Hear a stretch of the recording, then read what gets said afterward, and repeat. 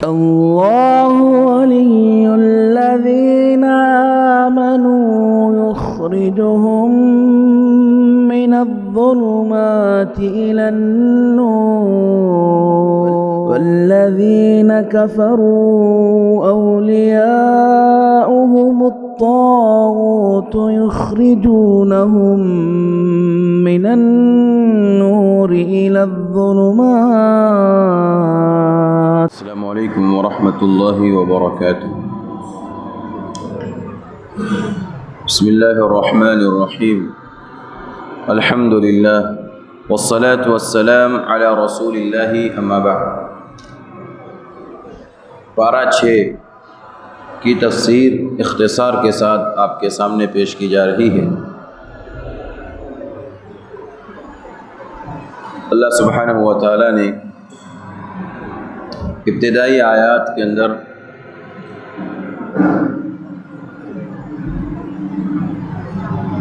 جہراً اعلانیہ طور پر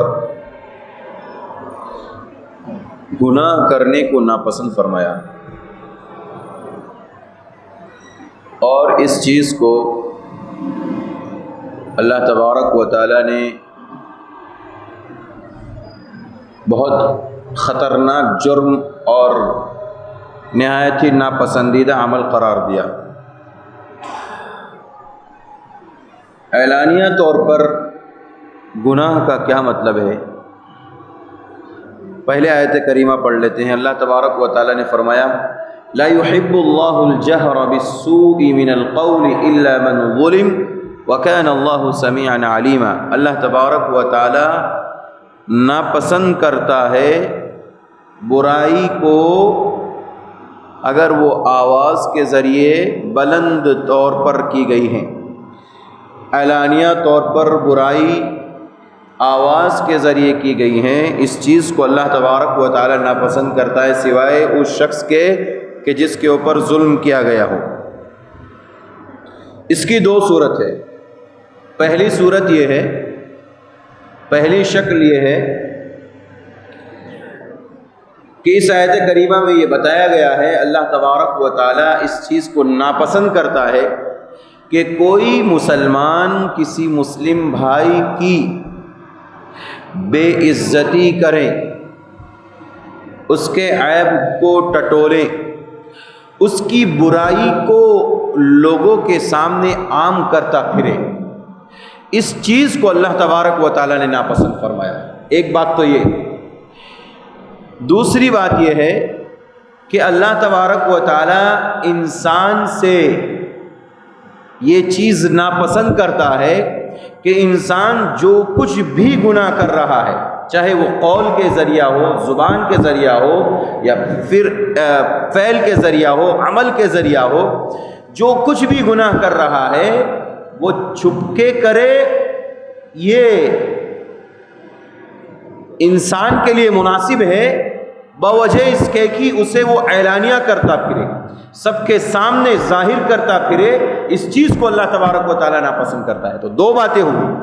ایک بات تو یہ کہ اللہ تبارک و تعالیٰ کسی مسلمان بندے کی کسی مسلمان کے سامنے یا کسی اور کے سامنے برائی کرنا جہراً اعلانیہ طور پر اس چیز کو ناپسند کرتا ہے.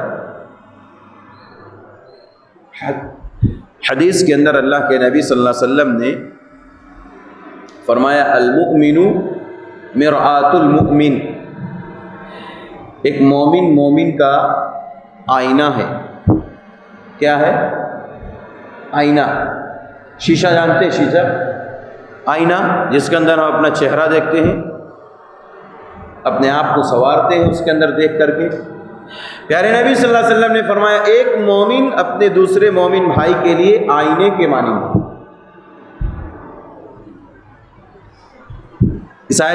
اس حدیث کی روشنی میں اہل علم نے کئی ایک نقطے ذکر فرمائے. ان میں پہلا ایک نقطہ یہ ذکر فرمایا اور سب سے اہم نقطہ یہ ہے کہ آئینے کی خوبی ہوتی ہے. آئینہ جس کے اندر ہم اپنا چہرہ دیکھتے ہیں، اس آئینے کی خوبی یہ ہے کہ وہ آپ کے سامنے، اگر آپ اس کے سامنے کھڑے ہیں تو آپ کے عیب کو خالی آپ ہی سے بتائے گا، دوسرے سے نہیں بتائے گا۔ اللہ اکبر۔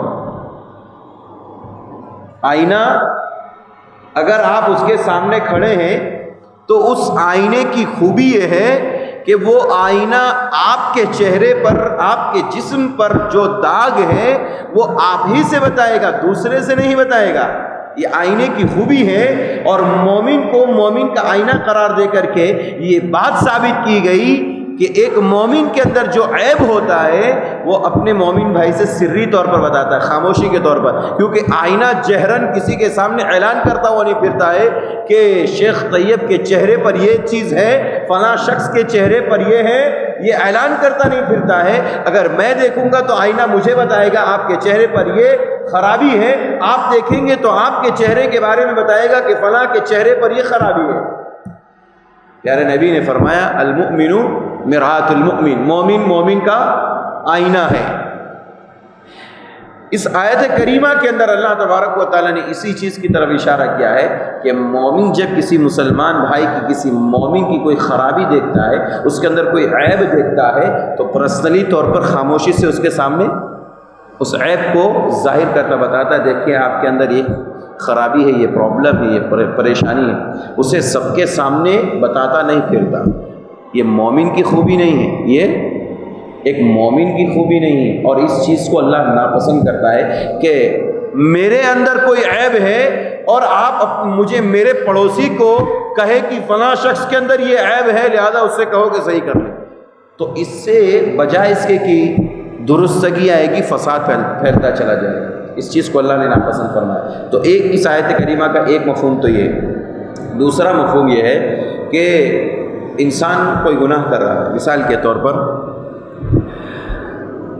گھر والوں سے چپکے چپکے خاموشی میں، تنہائی میں جب دوستوں کے ساتھ رہتا ہے تو بیڑی سگریٹ اور دارو بیئر وغیرہ کا استعمال کرتا ہے۔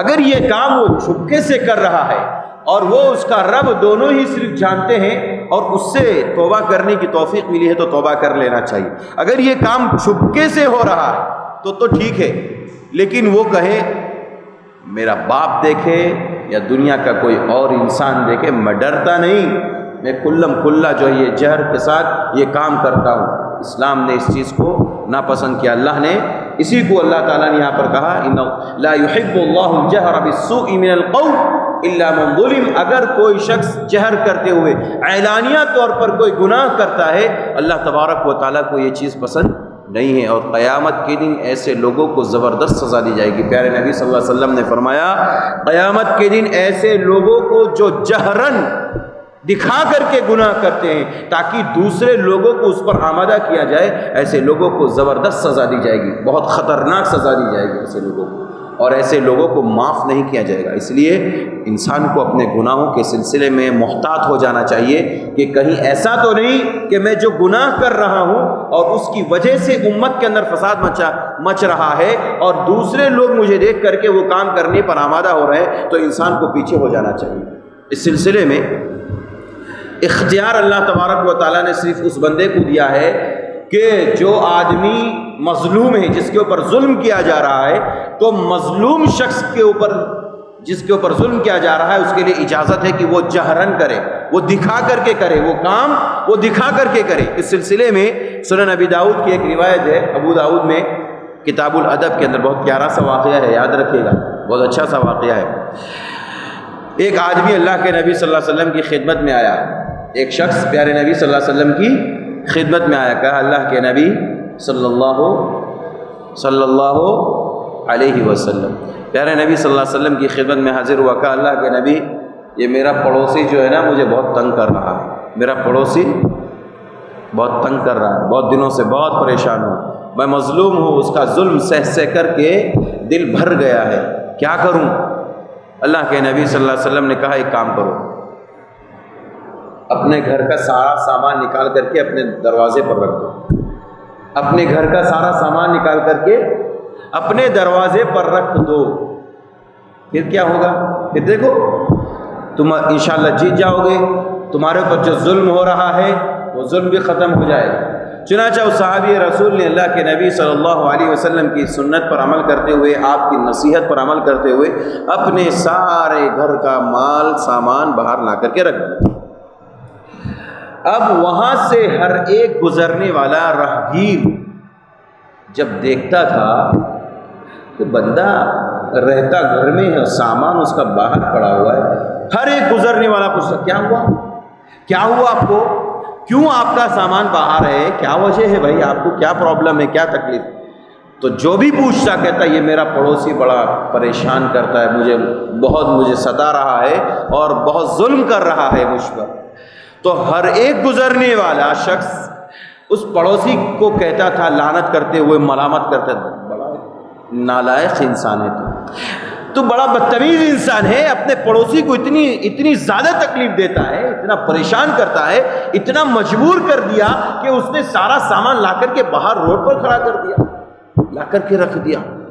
ہر کوئی آ کر کے یہی کہنے لگا، اس کو اتنا آر دلایا، اتنی لعنت کی اس کے اوپر، اتنا ملامت کیا اسے، اخیر کار جب اس نے دیکھا کہ میں تو یہاں سے بچ کر کے جانے والا نہیں، سکون سے رہنے والا نہیں ہوں، لہذا اس نے کہا کہ دیکھو بھائی مجھے معاف کر دو، مجھ سے غلطی ہو گئی اور میں نے آپ کے اوپر جبر کیا، ظلم کیا، اور میں نے جو ہے آپ کو مجبور کر دیا کہ آپ اپنے گھر کا سامان باہر لا کر کے رکھ دے۔ چنانچہ اس نے معافی تلافی کر کے اس کے بعد جو ہے اس نے سارا سامان واپس اندر کروایا اور سارا جو ہے معاملہ رفع دفع ہو گیا۔ تو اس حدیث کو پیش کرنے کا مقصود یہ ہے کہ اگر کسی کے اوپر ظلم ہو رہا ہے تو جہراً اس ظلم کو توڑنے کے لیے اعلانیہ طور پر کوئی ایسا عمل کیا جائے، اس ظلم کو توڑنے کے لیے اور مظلوم کی مدد کرنے کے لیے ایک ایسا کام کیا جائے تاکہ لوگ جو ہے اسے دیکھ کر کیا کرے، ملامت کرے۔ ملامت کرنا یہ اچھا کام ہے، برا کام ہے، اور زبان سے ہو رہا نا، لان تان جو ہوتا ہے وہ زبان سے ہوتا ہے، تو جہر جو ہے زبان سے ہو یا عمل سے ہو یا کسی بھی چیز سے ہو، اللہ اس چیز کو پسند نہیں کرتا ہے، لیکن سوائے مظلوم شخص کے لیے، اگر مظلوم شخص کے لیے یہ کام کیا جا رہا ہے تو یہ جائز اور درست ہے، جیسا کہ حدیث سے ثابت ہے۔ آگے بتایا جا رہا ہے کہ یہودیوں نے سازش کی، یہودیوں نے سازش یہ کی کہ عیسیٰ علیہ السلام کو ہم قتل کر دیں گے، عیسیٰ علیہ السلام کو ہم قتل کر دیں گے۔ چنانچہ انہوں نے پلاننگ کی، پلاننگ میں یہ پاس آیا ہوا کہ یا تو ہم ان کو قتل کر دیں یا تو پھر انہیں سولی پر چڑھا دیں۔ اللہ تبارک و تعالیٰ نے ان کے قول کو نقل کیا، بقولہم انا قتلنا المسیح عیسی ابن مریم رسول اللہ وما قتلوه وما صلبوه ولكن شبہ لهم۔ جب یہ پلاننگ ان کی ہو گئی یہودیوں کی کہ ہم عیسیٰ علیہ السلام کو سولی دے دیں گے، تو عیسیٰ علیہ السلام جب یہ سمجھ گئے کہ اب ہمیں سولی دے دی جائے گی اور یہودی جو ہے ہمارے پیچھے لگے ہوئے ہیں، تو اپنے حواریوں سے، حواری جانتے کسے کہتے ہیں؟ جیسے نبی صلی اللہ علیہ وسلم کے صحابہ کو صحابہ کہتا ہے نا، ساتھی کو صحابہ کہتے ہیں، ایسے پہلے انبیاء کے جو ان کے اوپر ایمان لانے والے لوگ تھے ان کو حواری کہتے ہیں۔ حواری مانے بھی دوست، صحابی مانے بھی دوست۔ پیارے نبی صلی اللہ علیہ وسلم پر ایمان لانے والے کو صحابی، اور عیسیٰ اور دوسرے انبیاء پر ایمان لانے والے کو حواری کہتے ہیں۔ عیسیٰ علیہ السلام نے اپنے حواریوں سے کہا کہ تم میں سے کون شخص ہے جو میری جگہ سولی پر چڑھ جائے گا؟ ان میں سے ایک آدمی تیار ہو گیا، اللہ اکبر۔ صحابہ ہو تو ایسے، دوست ہو تو ایسا، اللہ اکبر۔ ایک آدمی نے کہا میں تیار ہوں، کہا ٹھیک ہے، جب وہ موقع پر بلائیں تو وہاں پہنچ جانا۔ چنانچہ یہ ابن کثیر رحمہ اللہ نے تفسیر ابن کثیر اور فتح القدیر کے اندر امام شوکانی رحمہ اللہ نے یہ بات ذکر فرمائی، کہتے ہیں کہ وہ آدمی تیار ہو گیا اور پھر اس کے بعد یہودیوں نے ان کو سولی پر لٹکانے کے لیے تیار کر دیا، اور اللہ تبارک و تعالیٰ نے ان کی پوری شکل و شباہت کو، ان کے چہرے مہرے کو ٹھیک عیسیٰ علیہ السلام کی طرح کر دیا، اور یہودیوں کو گمان ہوا کہ ہم نے عیسیٰ علیہ السلام کو سولی دے دی۔ جبکہ اللہ تبارک و تعالیٰ نے کیا کہا؟ اذ قال اللہ یا عیسیٰ انی متوفیک ورافعک الی، ہم تمہیں وفات دیں گے، ورافعک الی، اور ہم آپ کو اپنی طرف اٹھا لیں گے۔ اللہ تبارک و تعالیٰ نے عیسیٰ علیہ السلام کو زندہ آسمان پر اٹھا لیا، ولیکن شبہ لہم، لیکن ان کے مشابہت میں ایک آدمی کو اللہ تبارک و تعالیٰ نے کھڑا کر دیا اور پھر اس کو سولی دے دی گئی، اور یہودی کہنے لگے کہ ہم نے عیسیٰ علیہ السلام کو سولی دے دی، اب عیسیٰ علیہ السلام ختم ہو گئے، اب ان کا کوئی نام و نشان نہیں۔ اللہ کہتا ہے اسی چیز کو یہاں پر کہ عیسیٰ علیہ السلام کو یہودیوں نے سولی نہیں دی، وہ کامیاب نہیں ہو سکے، بلکہ اللہ تبارک و تعالیٰ نے کہا ان کی جگہ پر ایک اور شخص کو اللہ تبارک و تعالیٰ نے موت دی اور انہوں نے سولی پر ان کو لٹکایا، چڑھایا۔ آگے عیسائیوں کا غلط اور فاسد عقیدہ ذکر کیا جا رہا ہے۔ عیسائیوں کا عقیدہ یہ تھا، وہ لوگ دین کے اندر، شریعت کے اندر غلو کرتے تھے۔ غلو کا معنی ہوتا ہے کسی چیز کو حد سے زیادہ بڑھا دینا، کسی چیز کو حد سے زیادہ بڑھا دینا۔ 1 کلو سا، 1 کلو سا ہے مثال کے طور پر، ایک پیمانہ ہے، سا پیمانہ ہے، اس کے اندر غلو یہ ہے کہ زبردستی آپ جو ہے 1 کلو کے بجائے 1.5 کلو، 1.25 کلو، 1 کلو 200 گرام اس کے اندر چیز ڈال دے، تو یہ اس کے ساتھ کیا ہو گیا؟ غلو ہو گیا۔ دین میں غلو کا مطلب یہ ہے کہ آپ کو اللہ تبارک و تعالیٰ نے جو مقام عطا کیا ہے اس مقام سے اٹھا کر کے کسی اور مقام پر پہنچا دینا۔ مثال کے طور پر اللہ تبارک و تعالیٰ نے عیسیٰ ابن مریم کو بندہ بنایا اللہ تعالیٰ کا، تو عیسائیوں نے اسے بندے سے اٹھا کر کے عبودیت سے معبود بنا دیا، اللہ تبارک و تعالیٰ کا درجہ دے دیا، یا ثالث من ثلاث یعنی 3 میں کا 1 بنا دیا، یا پھر جو ہے سب کچھ انہی کو سمجھ لیا۔ تو یہ عیسائیوں نے عیسیٰ علیہ السلام کے ساتھ غلو کیا۔ اللہ تبارک و تعالیٰ نے اسی بات کو یہاں پر ذکر فرمایا، یا اہل الکتاب لا تغلو فی دینکم، اے اہل کتاب تم اپنے دین کے اندر اپنی شریعت کے اندر غلو مت کرو۔ اور عیسائیوں نے غلو کیا جیسے کہ اللہ تبارک و تعالیٰ نے ایک دوسرے مقام پر سورہ توبہ میں کہا کہ وقالت الیہود عزیر ابن اللہ وقالت النصارى عیسی ابن مریم، کہ اللہ تبارک و تعالیٰ نے کہا، یہودیوں نے کہا کہ عزیر اللہ کے بندے ہیں، اور نصارہ کہتے ہیں کہ عیسیٰ ابن مریم یہ اللہ کے بیٹے ہیں۔ تو دونوں نے بیٹے قرار دیا، عیسائیوں نے کہا عیسیٰ علیہ السلام اللہ کے بیٹے ہیں، اور یہودیوں نے کہا کہ عزیر اللہ کے بیٹے ہیں۔ تو یہ بیٹے قرار دینا، جبکہ اللہ تعالیٰ قرآن میں کیا کہتا ہے؟ لم یلد ولم یولد، نہ تو اللہ کا کوئی بیٹا ہے اور نہ خود اللہ کسی کا بیٹا ہے، لہذا اللہ کے ساتھ یہ چیز کرنا گویا کہ اللہ کے ساتھ کسی کو شریک کرنا ہوا۔ اور ان کے یہ فاسد عقیدے کو ذکر کر کے اللہ نے یہ پیغام دینا چاہا ہے کہ اگر کوئی شخص کسی بھی مسئلے کو لے کر کے غلو کرتا ہے شریعت اور دین کے اندر تو یہ شرک ہے۔ اور جانتے ہیں یہ غلو ایک ایسی شے ہے، یہ سب سے پہلا اسٹیپ ہے، یہ غلو دین کے اندر یہ پہلی سیڑھی ہے، پہلا زنا ہے، شرک اور کفر کی طرف پلٹنے کا، یہ سب سے پہلا اسٹیپ ہے، یہ سب سے پہلی سیڑھی ہے۔ آپ دیکھیں جب نوح علیہ السلام کے زمانے میں شرک کی جو ابتدا ہوئی تھی، اس شرک کی ابتدا میں شیطان جو آتا تھا پہلے غلو کروایا، جو 5 ود سعا یغوث یعوق نصر، جو 5 لوگوں کا تذکرہ کیا ہے اللہ نے سورہ نوح کے اندر، ان 5 لوگوں کے بارے میں کہا یہ نیک لوگ تھے۔ شیطان نے ڈائریکٹ اس سے ان لوگوں سے شرک نہیں کروایا، بلکہ پہلے ان کی عظمت کو بڑھوایا اور ان سے غلو کروایا، اور پھر غلو کروانے کے بعد شرک کروایا۔ تو انسان اگر غلو کر رہا ہے تو بہت ممکن ہے کہ وہ شرک کی طرف لوٹ کر کے جائے گا، اس لیے غلو سے منع کیا گیا۔ اور غلو کہتے ہیں دین کے اندر، شریعت کے اندر کسی چیز کو اس کی اصل جگہ سے اٹھا کر کے دوسرے مقام پر رکھ دینا، اسے غلو کہتے ہیں، اور اسلام نے اس چیز کو منع کیا، حرام کیا۔ آگے بتایا جا رہا ہے، سورہ مائدہ شروع ہو رہی ہے، اللہ تبارک و تعالیٰ نے اس کے اندر ایک بہت بڑی اور پیاری سی بات بتائی ہے کہ اگر آپ کو کوئی حاکم اور فیصل مان لے، آپ کو کوئی حکم اور فیصلہ کرنے پر آمادہ کرے تو پھر آپ کی ذمہ داری یہ ہے کہ آپ اس فیصلے کو حق بجانب کریں، کسی اور کو دیکھتے ہوئے، کسی کا چہرہ دیکھتے ہوئے، کسی کی مالداری کو دیکھتے ہوئے، اور کسی کا جاہو جلال دیکھتے ہوئے، کسی کا عہدہ اور منصب دیکھتے ہوئے اس کے مطابق فیصلہ نہ کرے، بلکہ جو حق کے مطابق ہے، جو حق پر ہے، حق بجانب فیصلہ ہے، اسے کرے۔ اللہ نے کہا وَلَا يَجْرِمَنَّكُمْ شَنَآنُ قَوْمٍ عَلَىٰ أَلَّا تَعْدِلُوا اعْدِلُوا هُوَ أَقْرَبُ لِلتَّقْوَىٰ۔ اللہ نے کہا کہ کسی قوم کی دشمنی تمہیں عدل و انصاف سے نہ روکے۔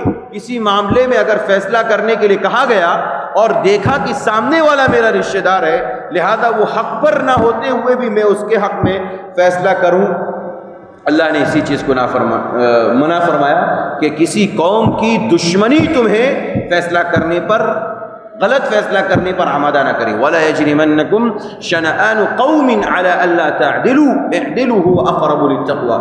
اعْدِلُوا تم عدل کے ساتھ، انصاف کے ساتھ فیصلے کرو۔ اگر آپ کے ہاتھ میں کوئی فیصلہ آیا ہے، کوئی حکم آیا ہوا ہے، تو اسے حق بجانب فیصلہ کرو، اور دیکھو سامنے والا جو حق پر ہے اس کے مطابق فیصلہ کرو، اور جو ناحق ہے اس کے خلاف فیصلہ کرو، کیونکہ یہی اسلام کا طریقہ ہے۔ میرے بھائیو، عدل کے معاملے میں اللہ کے نبی صلی اللہ علیہ وسلم سے بڑھ کر کوئی عادل نہیں تھا۔ جب بھی کوئی فیصلہ، کوئی معاملہ آپ کے پاس آتا تو آپ بغیر اس کے کہ اس آدمی کو دیکھ کے جس کے حق میں فیصلہ ہے، جو حق پر ہوتا اس کے مطابق اللہ کے نبی صلی اللہ علیہ وسلم فیصلہ کرتے تھے۔ ایک فاطمہ مخزومی نے چوری کر لی۔ فاطمہ نام کی لڑکی نے، جو مخزومیہ قبیلے سے تعلق رکھتی تھی، اس نے چوری کر لی، فاطمہ مخزومی۔ جب اس نے چوری کی، اور یہ بڑے خاندان سے تھی، یہ بڑے خاندان سے، شریف خاندان سے تھی، چنانچہ جب اس نے چوری کی تو لوگوں نے کہا اگر ہاتھ کاٹ دیے جائیں گے تو ایک داغ لگ جائے گا کہ بڑے خاندان کی عورت نے چوری کی اور پھر اس کا ہاتھ کاٹا گیا، ایک داغ لگ جائے گا، ایک دھبا لگ جائے گا۔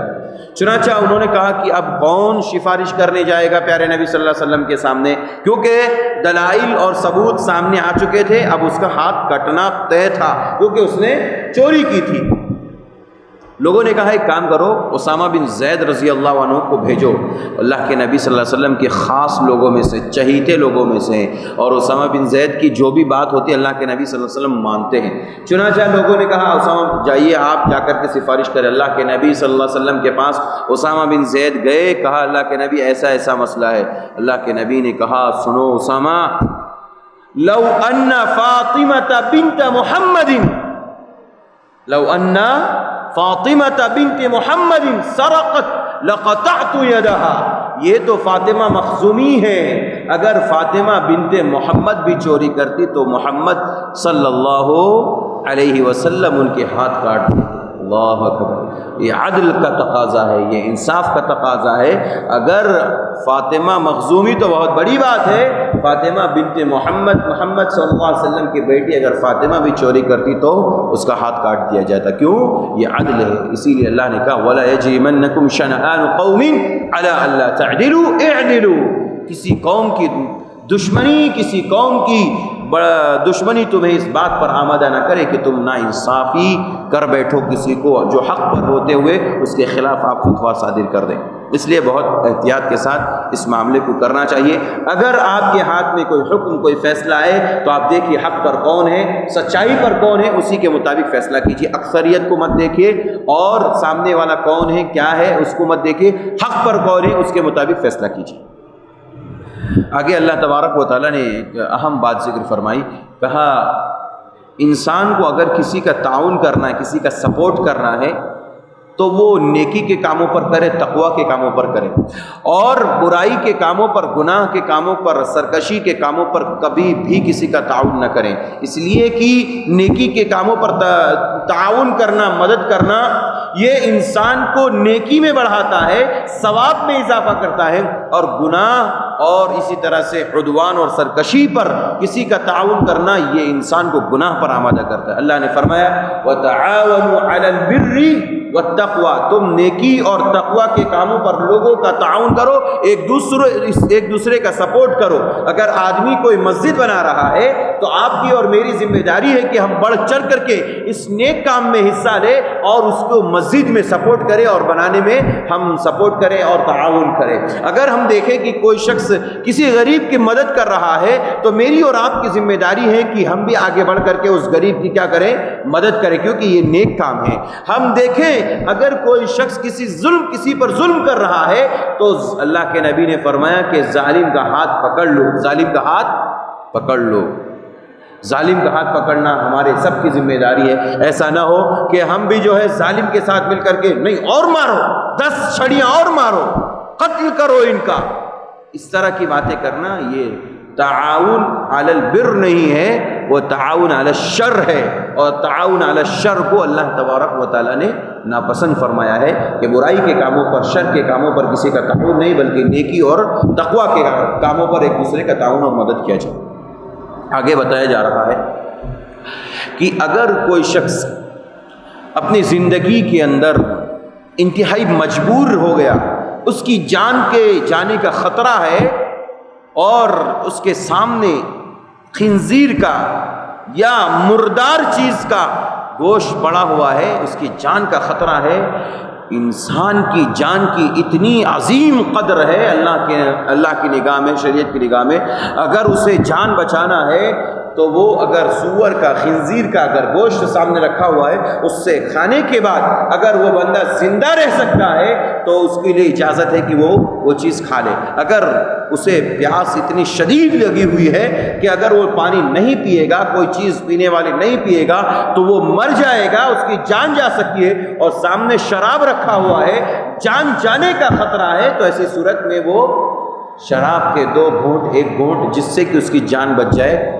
وہ پینا اور حرام چیز کا کھانا کیا ہو جاتا ہے؟ جائز ہو جاتا ہے۔ اللہ نے فرمایا فَمَنِ اضْطُرَّ فِي مَخْمَصَةٍ غَيْرَ مُتَجَانِفٍ لِإِثْمٍ فَإِنَّ اللَّهَ غَفُورٌ رَحِيمٌ، جو شخص کسی مجبوری میں، کسی پریشانی میں مبتلا کر دیا گیا اور اس کی بنیاد پر اس کی جان جا سکتی ہے، اللہ تبارک و تعالیٰ نے اس کے لیے حرام چیز کو وقتی طور پر کیا کر دیا؟ ڈال۔ کورونا کے اس دور میں آپ اچھی طرح سے اس بات کو سمجھ سکتے ہیں، اس آیت کریمہ کے مفہوم کو۔ اگر ایک آدمی ہے جس کی جان کا خطرہ ہے، بہت قریب ہے کہ وہ انتقال کر جائے گا، کورونا کا پیشنٹ ہے اور اس کے پاس اتنا مال نہیں، پریشان ہے بیچارہ، بہت زیادہ پریشان ہے، ایسی صورت میں اگر وہ اپنی جان بچانا چاہتا ہے اور سامنے سود کا پیسہ ہے تو وہ آدمی سود کا پیسہ استعمال کر سکتا ہے وقتی طور پر اپنی جان بچانے کا۔ فَمَنِ اضْطُرَّ فِي مَخْمَصَةٍ غَيْرَ مُتَجَانِفٍ لِإِثْمٍ، گناہ کی حد تک نہ پہنچے، گناہ کی حد تک نہ پہنچے، انسان اپنی جان کو بچا لے، اتنا جو ہے وہ استعمال کر سکتا ہے حرام چیز کو۔ آگے تعلیم کی اہمیت، تعلیم کی اہمیت کو بتایا گیا ہے کہ اگر یہ تعلیم انسان کو ملتی ہے تو پھر انسان تو اشرف المخلوقات بن ہی جاتا ہے، جیسے کہ سورہ بقرہ کے اندر اللہ تعالیٰ نے آدم اور فرشتوں کا تذکرہ کیا۔ لیکن اگر یہ تعلیم جانوروں کو مل جائے تو پھر وہ معلم جانوروں کا شکار بھی حلال ہو جاتا ہے۔ اللہ اکبر، تعلیم کی اہمیت کو دیکھیے، تعلیم کی کتنی عظیم اہمیت ہے شریعت کی نگاہ میں، کہ اگر کوئی کتا ہے جس کے ذریعے سے آپ شکار کرواتے ہیں، آپ کے پاس ایک کتا ہے، آپ نے اس کتے کو سکھایا ہے، اس کو سکھایا ہے، اور اس کو ٹریننگ کی ہے، اس کو تعلیم دی ہے کہ یہاں سے آپ کو جانا ہے تیزی کے ساتھ اور شکار کو خالی پکڑنا ہے اور پکڑ کر کے ہمارے پاس لے آنا ہے۔ اگر وہ کتا، وہ اسے عربی میں معلم کتا کہتے ہیں، تعلیم دیا ہوا معلم کتا، مکلبین اللہ نے اس کو ذکر کیا سورہ مائدہ کے اندر۔ اگر یہ کتا اگر جا کر کے آپ نے بسم اللہ کر کے اس کو چھوڑ دیا اور وہ کتا جا کر کے پکڑتا ہے اس شکار کو اور شکار کو پکڑ کر کے لاتا ہے اور آپ کے سامنے کھڑا کر دیتا ہے اس شکار کو لا کر کے، اور اگر وہ مر بھی جاتا ہے تو آپ کے لیے حلال ہے، وہ مردہ کیا ہے؟ حلال ہے۔ ویسے کوئی عام کتا اگر آپ کا کسی اور کا کوئی بھی سماج میں گھومنے والا کتا ہو، عام کتا اگر وہ کسی شکار کو پکڑ لے تو اب ہمارے اور آپ کے لیے کھانا جائز نہیں ہے، ہمارے لیے آپ کے لیے کھانا جائز نہیں، حرام ہے۔ لیکن اگر معلم کتا ہو جس کو ہم نے سکھایا ہے، اس کی ٹریننگ کی ہے، اس کو سکھایا ہے، اور یہاں سے چھوڑتے ہوئے بسم اللہ کا نام لے کر کے چھوڑا اور جاؤ اس شکار کو پکڑ لو، اس نے پکڑا اور پکڑ کر کے لے آیا، اس کا کھانا ہمارے لیے حلال۔ اگر اس نے پکڑا اور پکڑنے کے درمیان ہی وہ جانور وہ شکار مر بھی گیا تو ہمارا کھانا کیا ہے؟ جائز ہے، ہمارا کھانا جائز ہے۔ تعلیم کی اہمیت دے کے وہ تعلیم کی بنیاد پر وہ کتا بھی معلم کتا بن گیا اور اس کے پکڑے ہوئے شکار کو ہم کھا سکتے ہیں، جائز ہو جاتا ہے۔ اللہ اکبر، تعلیم کی بڑی اہمیت ہے، اس لیے تعلیم سیکھیے، علم حاصل کیجیے، تعلیم کو عام کیجیے۔ آگے بتایا جا رہا ہے آدم علیہ السلام اور آدم علیہ السلام کے بیٹوں کا قصہ ذکر کیا جا رہا ہے کہ آپ جو ہے لوگوں کے سامنے، دنیا والوں کے سامنے آدم علیہ السلام کے دونوں بیٹوں کا قصہ بیان کر دیجئے۔ ان دونوں نے نذرانہ پیش کیا، نذرانہ قربانی پیش کی۔ اذ قربا قربانا فتقبل من احدهما ولم يتقبل من الاخر قال لاقتلنك قال انما يتقبل الله من المتقين۔ ایک نے قابل اور حابل کا نام ہم جانتے ہیں، قتل کرنے والے کو قابل کہتے ہیں، جن کا قتل ہوا تھا ان کو حابل کہتے ہیں۔ اللہ تبارک و تعالیٰ نے کہا کہ ان لوگوں کا قصہ آپ دنیا والوں کے سامنے بیان کر دیجئے۔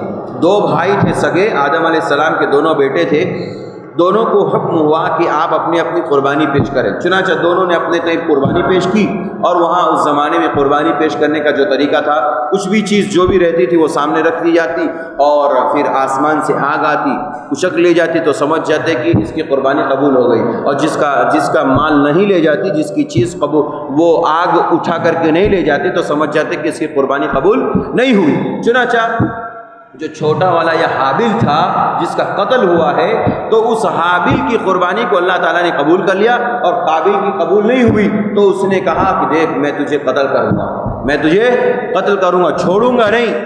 انما يتقبل الله من المتقين، اللہ تعالیٰ قربانیوں کو اور نیکیوں کو قبول کرتا ہے کن کی؟ جو متقی ہوتے ہیں۔ اللہ اکبر، بہت بڑی بات ہے۔ نیکیوں کی قبولیت کے لیے تقوی شرط ہے، نیکیوں کی قبولیت کے لیے تقوی شرط ہے، اور خاص کر کے قربانی کے معاملے کو اللہ نے جہاں بھی ذکر کیا ہے اس کا مقصد بتایا، قربانی کا کیا ہے؟ تقوی۔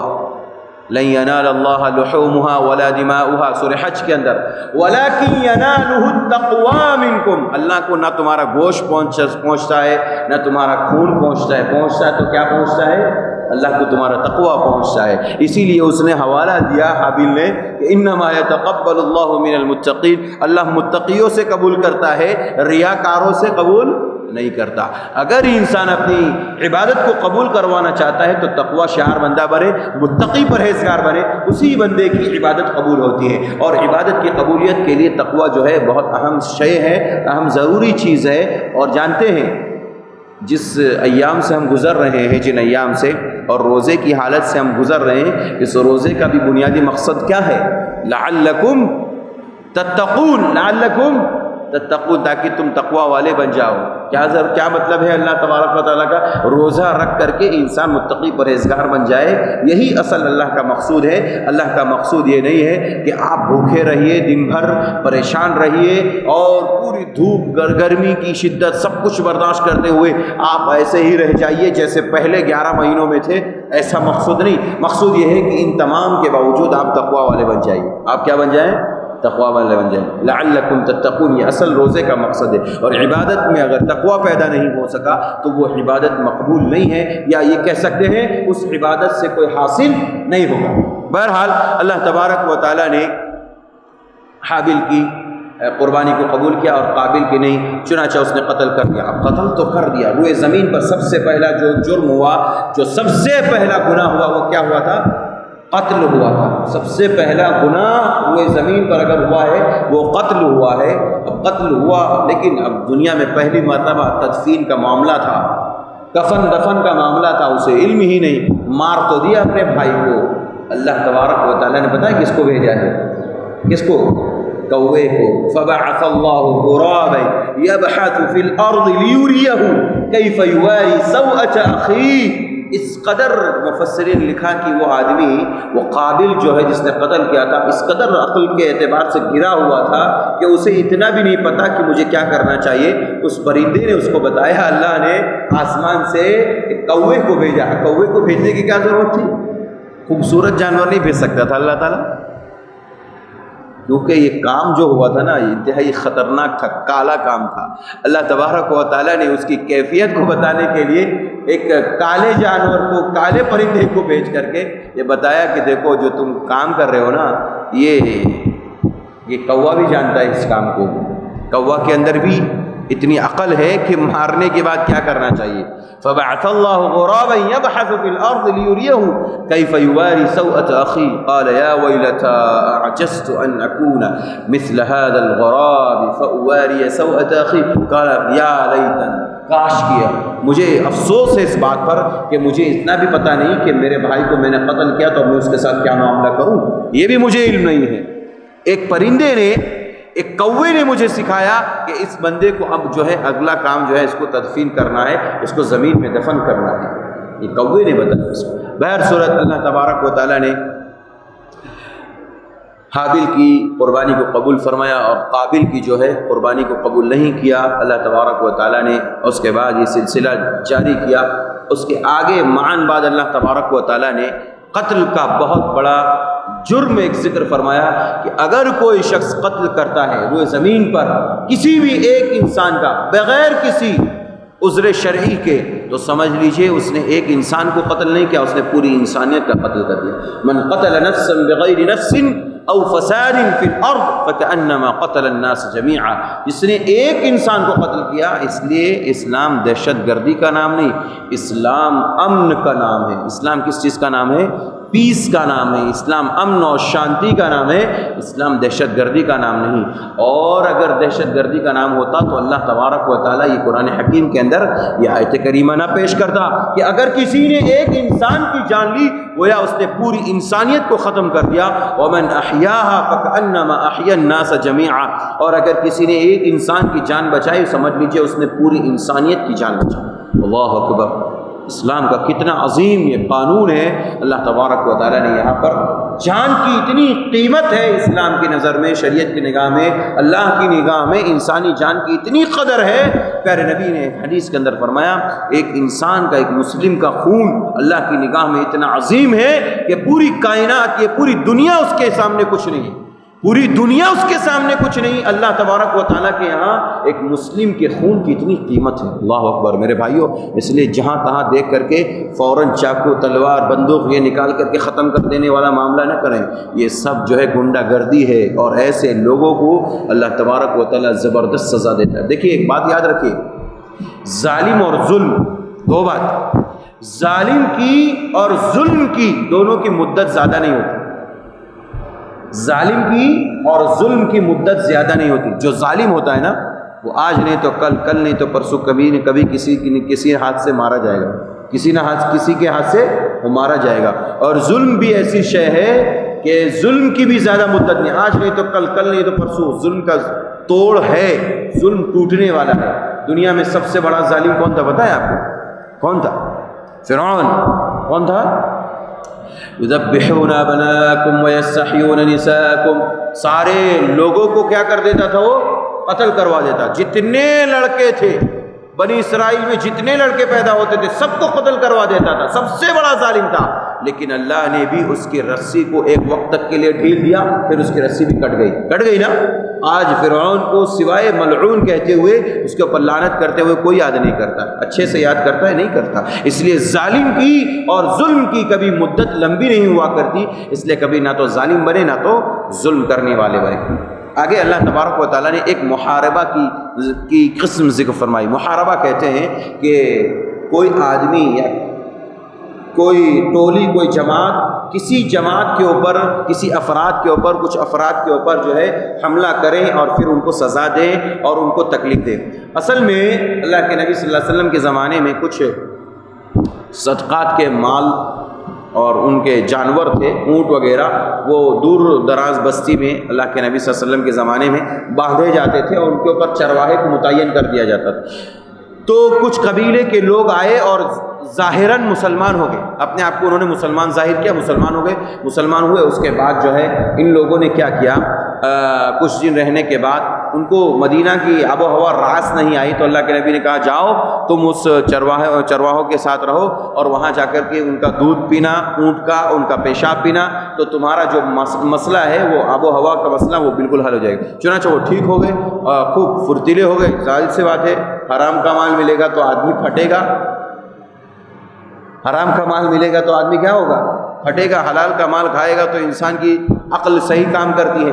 چنانچہ ان لوگوں نے کیا کیا، جو چرواہے تھے ان لوگوں کو بیچاروں کو مارا، ان کو گرم گرم سلائی کر کے ان کی آنکھوں پر لگا کر کے ان کو نابینا کر دیا، الغرض بہت مارا، ان کو قتل کر دیا اور سارا مال لے کر کے بھاگنے لگے۔ پیارے نبی صلی اللہ علیہ وسلم کو پتہ چلا، سب کو پکڑوا لیا۔ اللہ کے نبی صلی اللہ علیہ وسلم نے اپنے پاس بلایا اور بلا کر کے ان کو وہی سزا دی جو انہوں نے چرواہوں کے ساتھ کیا تھا۔ ان کو بھی سلائی کے ذریعے ان کی بھی آنکھیں ان کی پھوڑی گئی، انہیں بھی قتل کیا گیا۔ تو اسی کو آیت محاربہ کہتے ہیں، اسی کو آیت محاربہ، یعنی جیسا اس نے کیا ویسا ان کے ساتھ کیا جائے گا۔ الغرض یہ آیت کریمہ اس بات کی طرف اشارہ کرتی ہے کہ ہمیں اور آپ کو کبھی بھی وہ کام نہیں کرنا چاہیے جس کی بنیاد پر کڑی سے کڑی سزا اسلام میں یہ محاربے کی صورت بتائی گئی ہے کہ مخالف سمت میں ہاتھ اور پیر کاٹے جائے۔ یہ پیر کاٹ دیا گیا، ہاتھ کاٹ دیا گیا تو بایاں پیر کاٹا جائے گا، بایاں ہاتھ کاٹا گیا ہے تو دایاں پیر کاٹا جائے گا۔ اس طرح سے ان کو جو ہے مارا جاتا ہے، ان کو سزا دی جاتی ہے محاربے میں۔ الغرض یہ چھوٹی سی مختصر سی گفتگو تھی جو آپ کے سامنے رکھی۔ آخر میں اللہ تبارک و تعالیٰ نے ایک بات ذکر فرمائی ہے، وہ یہ ہے کہ وسیلے کے تعلق سے وسیلہ اللہ نے کہا کہ یا ایھا الذین آمنوا اتقوا اللہ وابتغوا الیہ الوسیلہ، وسیلہ پکڑو۔